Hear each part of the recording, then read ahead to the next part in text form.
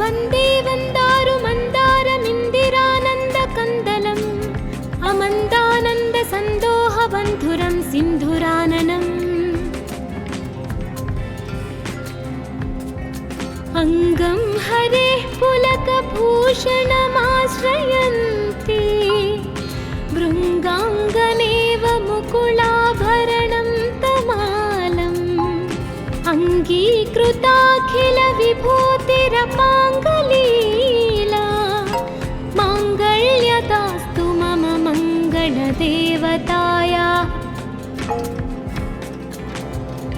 मुग्धा मुहुर्विदधति वदने मुरारे प्रेमत्रपाप्रणिहितानि गतागतानि मालातृशोर्मधुकरेव महोत्पलेया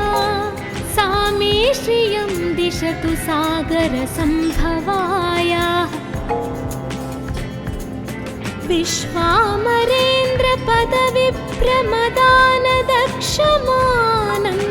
विश्वामरेन्द्रपदविप्रमदानदक्षमानन्दहेतुरधिकं मुरविद्विषोऽपि ईशन्निषीदतु मयि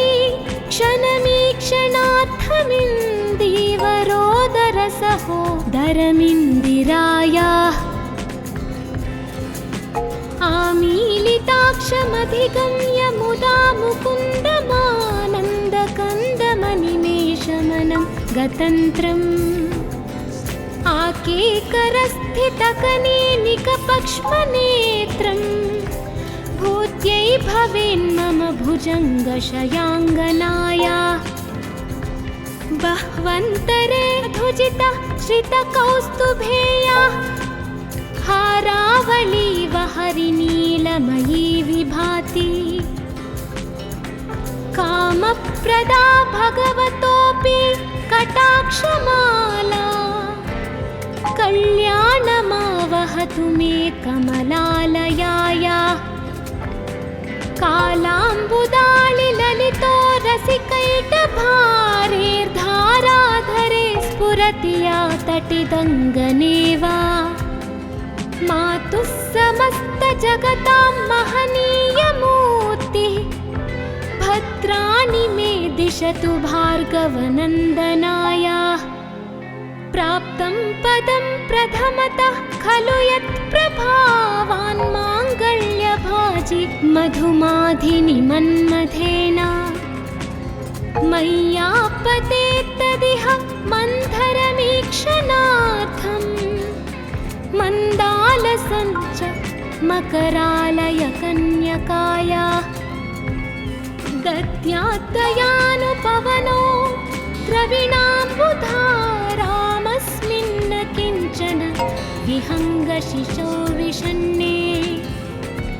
दुष्कर्म घर्ममपनीय चिराय दूरं नारायण प्रणयिनी नयनाम्बुवाहा इष्टाविशिष्टमतयोऽपि यया दयार्थदृष्ट्या त्रिविष्टपपदं सुलभं लभन्ते दृष्टिः प्रहृष्टकमलोदरदीप्तिरिष्टां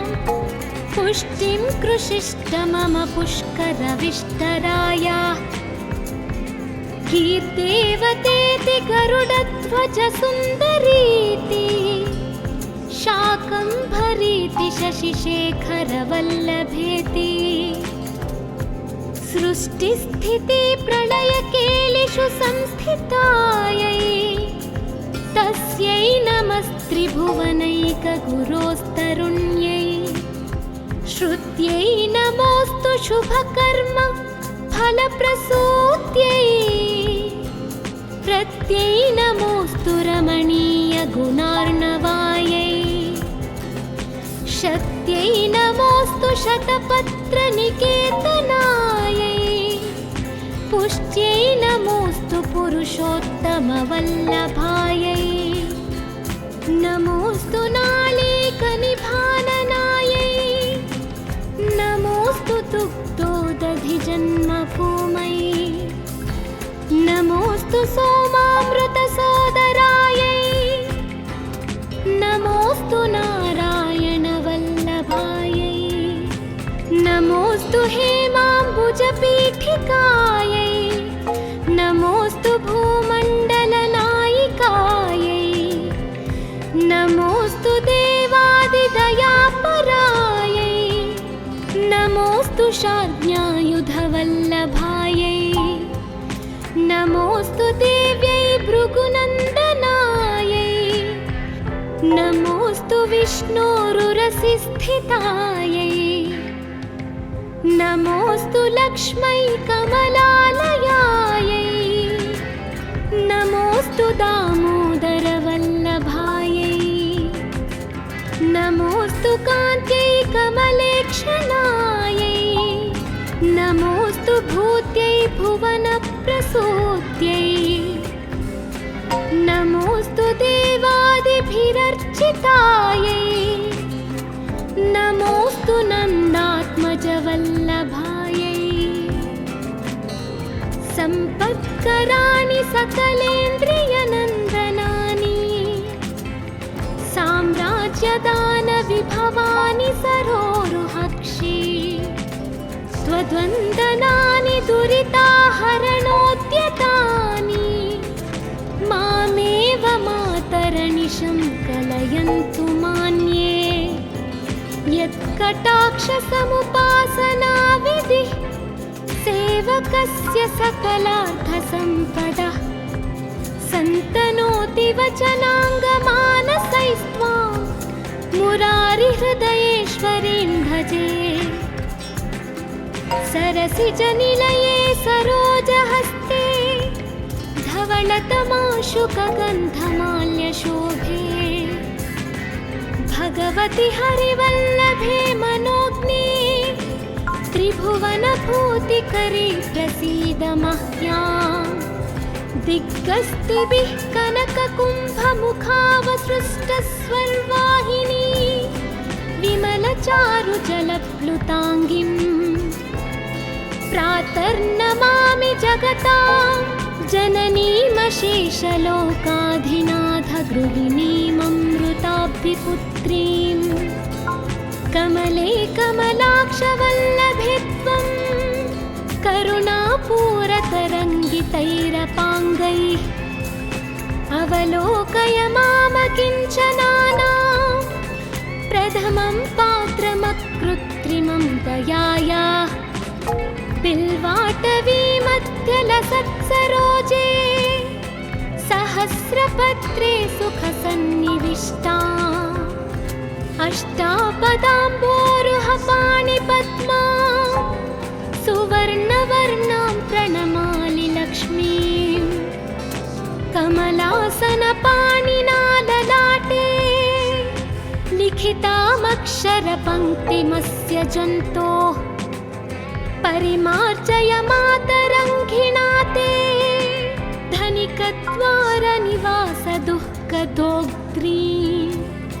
अम्भोरुहं जन्मगृहं भवत्याः वक्षःस्थलं भर्तगृहं मुरारे कारुण्यतः कल्पय पद्मवासे लीलागृहं मे हृदयारविन्दम् स्तुवन्ति ये स्तुतिभिरमोभिरन्वहं त्रयीमयीं त्रिभुवनमातरं रमा गुणाधिका गुरुतरभाग्यभाजिनो भवन्ति ते भुवि बुधभाविताशयाः सुवर्णधारास्तोत्रं यच्चङ्कराचार्यनिर्मितं त्रिसन्ध्यं यः पठेन्नित्यं स कुबेरसमो भवेत् इति श्री कनकधारास्तोत्रं सम्पूर्णम्।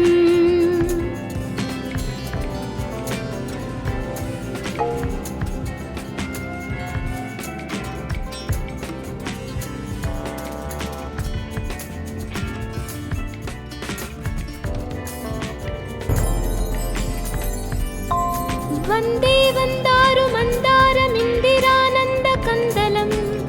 अमन्दानन्दसन्दो सिन्धुराननम्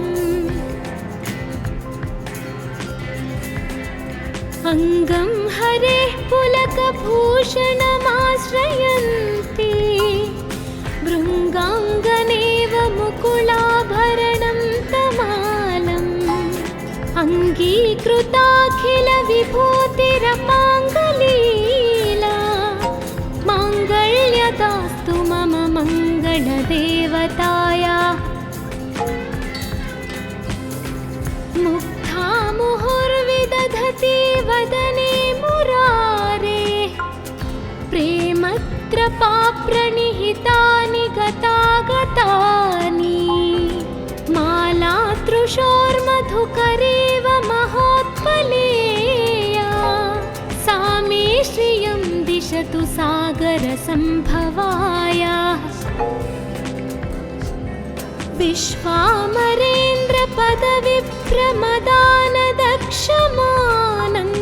विश्वामरेन्द्रपदविप्रमदानदक्षमानन्दहेतुरधिकं मुरविद्विषोऽपि ईशन्निषीदतु मयि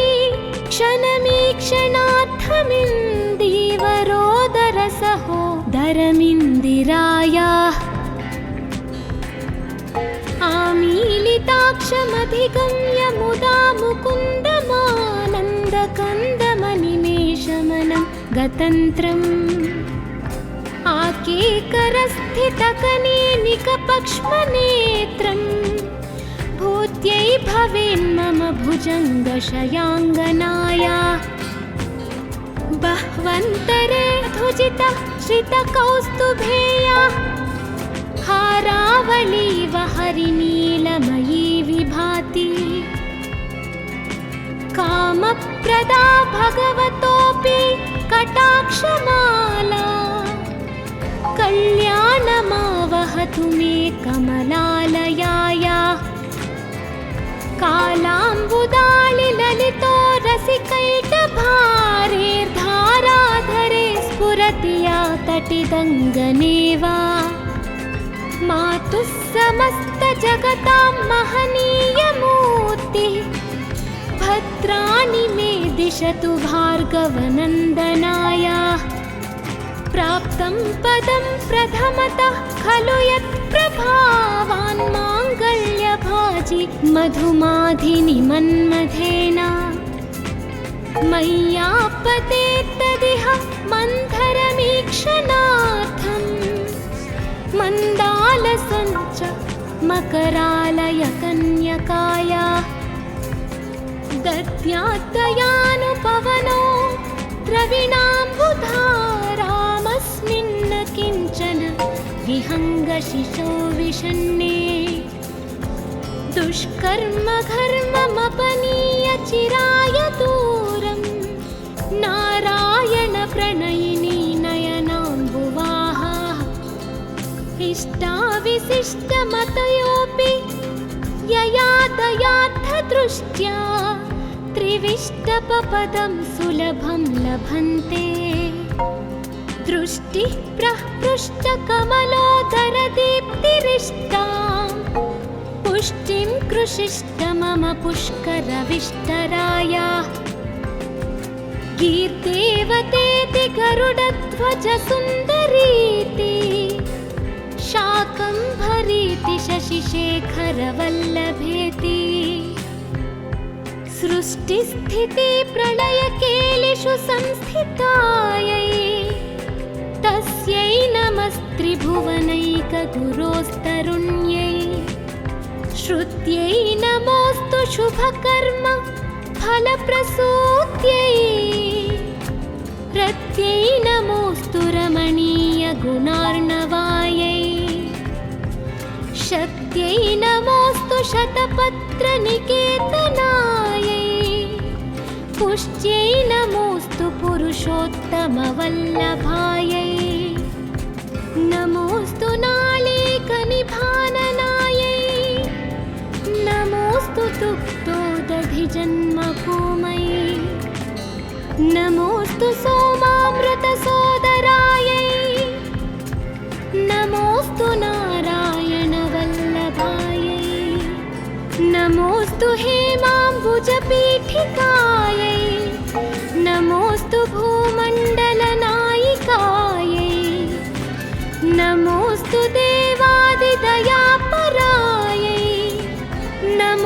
पुरुषाज्ञायुधवल्लभायै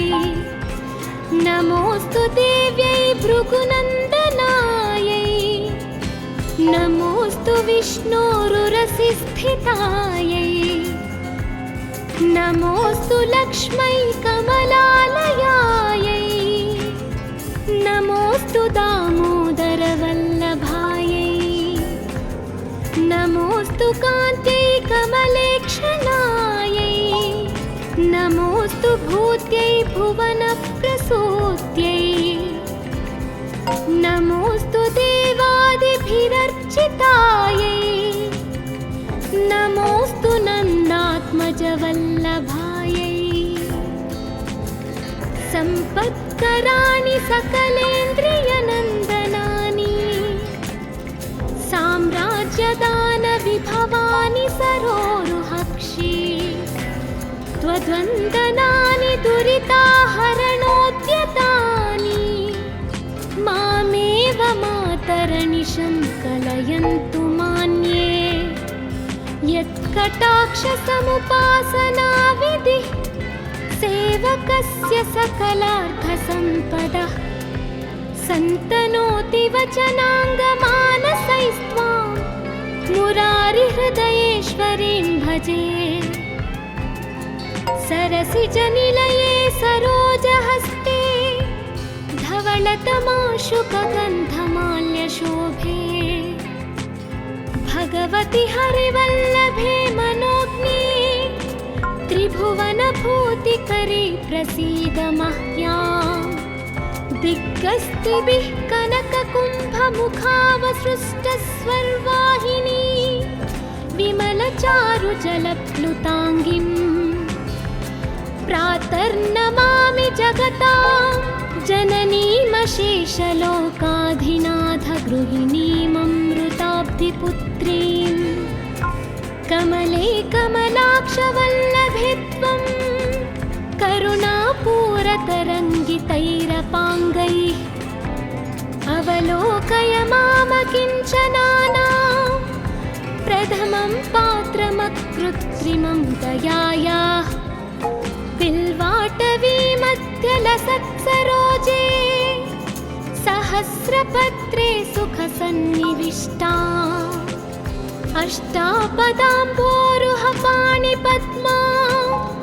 सुवर्णवर्णां प्रणमामि लक्ष्मीं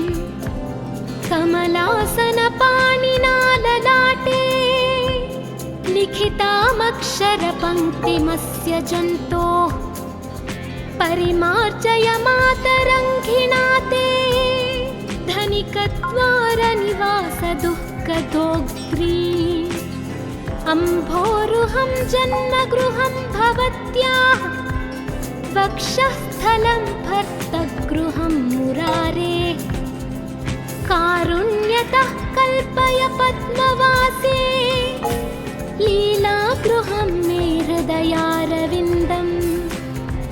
स्तुवन्ति ये स्तुतिभिरमोभिरन्वहं त्रयीमयीं त्रिभुवनमातरं रमा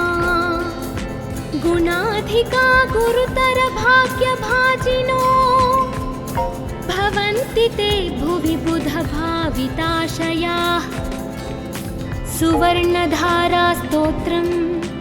यच्चङ्कराचार्यनिर्मितं